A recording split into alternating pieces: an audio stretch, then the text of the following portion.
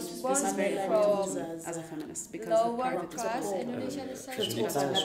I think it's a generational issue.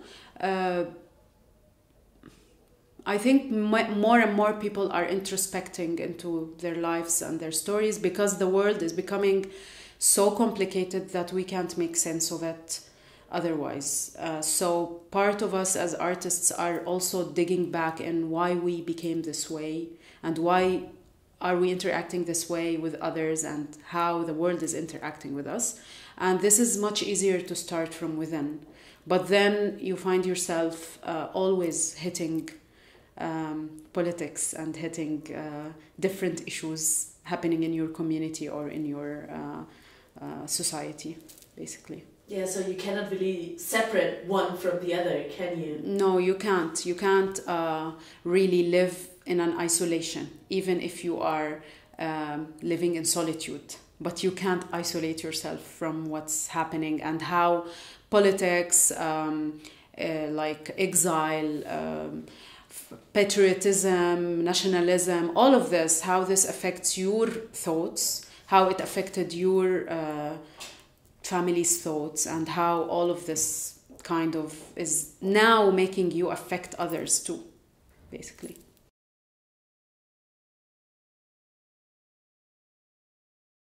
Comme le dit Simone de Beauvoir, le personnel est politique, et moi dans cette performance, je raconte une histoire personnelle. J'ai dit que c'est un récit de vie. Je parle de choses très intimes qui sont liées à mon corps, qui sont liées à mon sens de l'esthétique, qui sont liées à mon expression, à mon identité de genre. Et dans cela, il y a forcément une dimension politique très visible, qui est le refus des théories, des normes sociales portées sur l'expression du genre, portées sur le corps, portées sur... donc mon travail, il est dans une perspective de décolonisation du corps, de déconstruction de tous les stéréotypes associés au corps masculin. Ces stéréotypes associés à la féminité et à la masculinité.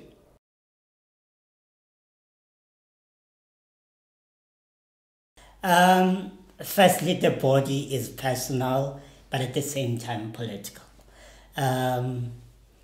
One of the things that I tried not to shy away, especially in a work where I'm going on stage for the first time, was to share myself, to share parts of myself in a way that I understand, even in the writing. It's the writing that I love.